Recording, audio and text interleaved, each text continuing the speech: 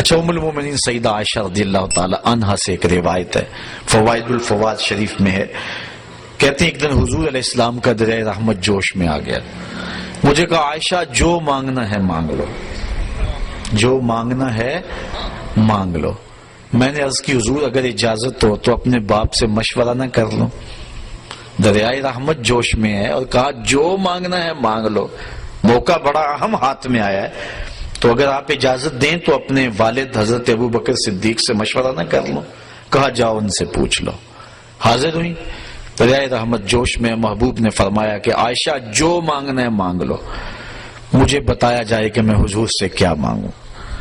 فرمایا عائشہ حضور سے عرض کرنا کہ معراج کی قربت خاص میں اللہ نے آپ سے کوئی راز کی باتیں کی تھی،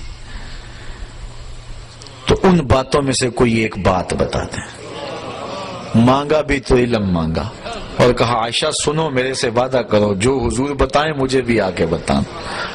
کہا ٹھیک۔ حاضر ہوئی، حضور نے فرمایا عائشہ مشورہ ہو گیا؟ جی حضور ہو گیا۔ کہا بتاؤ پھر کیا مانگتی ہو؟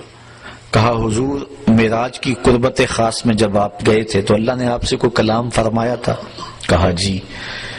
تو حضرت عائشہ رضی اللہ تعالیٰ نے عرض کی حضور پھر ان باتوں میں سے ایک بات مجھے بتا دیں۔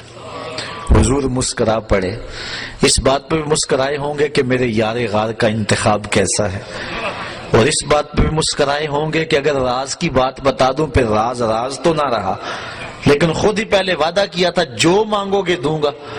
تو حضرت عائشہ نے عرض کی حضور مجھے ان باتوں میں سے ایک بات بتا دے۔ تو حضور فرمایا عائشہ سنو پھر، جب میں قربت خاص میں پہنچا میرے رب نے مجھ سے جو خاص باتیں کی ان میں سے ایک بات یہ کی، اے محبوب آپ کی امت میں سے اگر کوئی شخص کسی شخص کا ٹوٹا ہوا دل جوڑ دے گا میرے اوپر لازم میں بغیر حساب کے جنت عطا کروں گا۔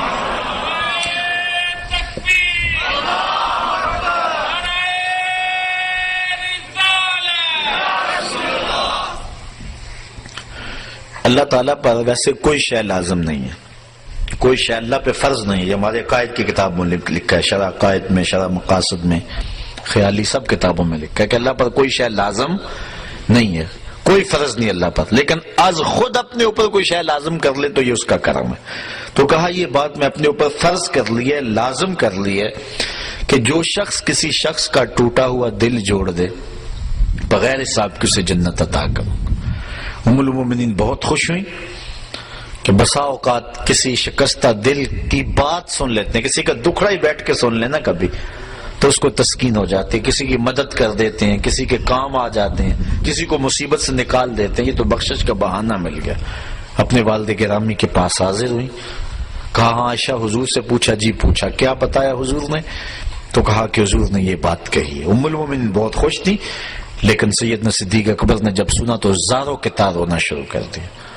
ابا جی یہ بات رونے والی تو نہیں، بسا اوقات دکھیوں کے ہم کام آ جاتے ہیں، پریشان حالوں کی دل کی جو ہے وہ شکستگی دور کر دیتے ہیں، یہ تو بخشش کا بہانہ ہاتھ آ گیا۔ کہا عائشہ اسے معکوس بھی پڑھو، تصویر کا دوسرا رخ بھی دیکھو، اگر کوئی کسی کا ٹوٹا ہوا دل جوڑ دے بغیر حساب کے جنت میں جائے گا، اور اگر کوئی کسی کا دل توڑ بیٹھے تو پھر تو سیدھا جہنم میں جائے گا۔ اس لیے میں ڈرتا ہوں کہ ہم سے کسی کا دل نہ ٹوٹ گیا۔ آج کے معراج النبی کے موضوع پہ ہونے والے اس اجتماع سے یہ درس لے کر گھروں میں پلٹنا، ہو سکے تو کسی کا دل جوڑ دینا، لیکن کسی کے دل کی شکستگی کا سامان نہ بننا۔ میرے اور آپ کے آقا و مولا نے تو یہاں تک احتیاط فرمائی، فرمایا اپنے گوشت کی خوشبو سے ہمسائے کو تکلیف نہ دو، یا تو تھوڑا سا پانی زیادہ ڈال لو اور شوربے کی پیالی غریب ہمسائے کے گھر بھی بھیج دو، اور اگر یہ نہیں کر سکتے تو ایسے زاویے اور ایسے وقت میں کھانا پکاؤ جب ہمسائے کے بچے سو چکے ہوں۔ چونکہ بچے اٹھ کے ضد کر بیٹھے اور ماں باپ سے انہوں نے مطالبہ کر لیا، غریب ماں باپ استطاعت نہیں رکھتے، تو بتاؤ ان بچوں کے دکھ کا علاج کس کے پاس ہوگا؟ وہ کیا کسی نے کہا نا، دوپہر کو سلا دیتی ہے بچوں کو وہ اس ڈر سے گلی میں پھر کھلونے بیچنے والا نہ آ جائے۔ لیکن ہم نے ان لوگوں کے درد کو کبھی سمجھا؟ عید کے دن بھی بیوہ کا یتیم بچہ آلو چھولے بیچنے پہ مجبور ہوتا ہے، کبھی بسوں کے اوپر چھوٹے چھوٹے بچے پانی بیچتے اور کنڈکٹروں کے دھکے کھاتے ہوئے دیکھیں؟ یہ بچوں کے سکول جانے کا زمانہ ہے، لیکن ہمارا معاشرہ بے درد ہو چکا ہے۔ تو ہمارا کسی کا دل نہ توڑنا، کسی کے دل کی شکستگی کا سامان نہ بنا۔ جوڑ سکتے ہو تو کسی کا دل جوڑ دینا، کسی کی شکستگی کو دور کر سکتے ہو تو یہ ایک بہت بڑی نیکی ہے، اور یہ بندے کو کہاں کی کہاں پہنچا دیتی ہے۔ میرے اور آپ کے آقا و مولا کی مجلس لگی ہوئی تھی، ایک شخص سے کونے سے اٹھا، عرض کی حضور میرا بچہ گم ہے اور مل نہیں رہا، دعا کریں مل جائے۔ قبل اس سے کہ حضور دعا کے لیے ہاتھ اٹھاتے، مجلس کے دوسرے کونے میں ایک شخص بیٹھا تھا، عرض کی حضور میں ابھی فلاں باغ کے قریب سے گزر کے آیا ہوں، میں نے بچوں کے ساتھ اس کے بیٹے کو کھیلتے ہوئے دیکھا ہے۔ باپ نے سنا تو دوڑ لگا دی، آقا فرمائے سے بلاؤ، بلایا گیا۔ بہت جلدی ہے میاں؟ جی حضور آپ جانتے ہیں باپ کے جذبات کیا ہوتے ہیں، بچے کی ماں الگ تڑپ رہی ہے، ممتا کی ماری ہوئی ماں کو بھی قرار دینا چاہتا ہوں، اور بچے کو دیکھ کے خود بھی آنکھوں کی تسکین کا سامان کرنا چاہتا ہوں۔ فرمایا ضرور جاؤ، تمہیں روکتا نہیں، لیکن ایک بات میری یاد رکھنا، جب باغ کے کنارے جاؤ بچوں کو کھیلتا ہوا دیکھو، اپنے بچے کو بھی پالو تو بچے کو بیٹا کہہ کے آواز نہ دینا، نام لے کے پکارنا۔ عرض کی بیٹا کہہ کے پکاروں تو حرج بھی کیا ہے، آخر میرا بیٹا ہی تو ہے۔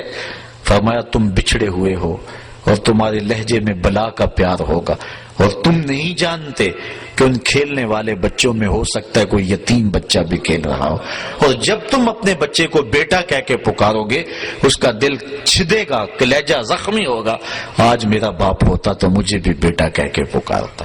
یہ اسلام کا مزاج ہے۔ بیوہ کے سامنے اپنی بیوی سے پیار نہ کرو، غریب کے سامنے اپنی دولت کی نمائش نہ کرو، اور لوگوں کے لیے دل شکستگی کے سامان نہ کرو، لوگوں کے دل جوڑنے کی کوشش کرو۔ تو کہا عائشہ میرے رب نے مجھ سے جو باتیں کی ہیں ان میں سے ایک بات یہ ہے، آپ کی امت میں سے اگر کوئی شخص کسی کا ٹوٹا ہوا دل جوڑ دے تو میں نے اپنے اوپر لازم کر لیا ہے کہ بغیر حساب کے اس کو جنت عطا فرماؤں گا۔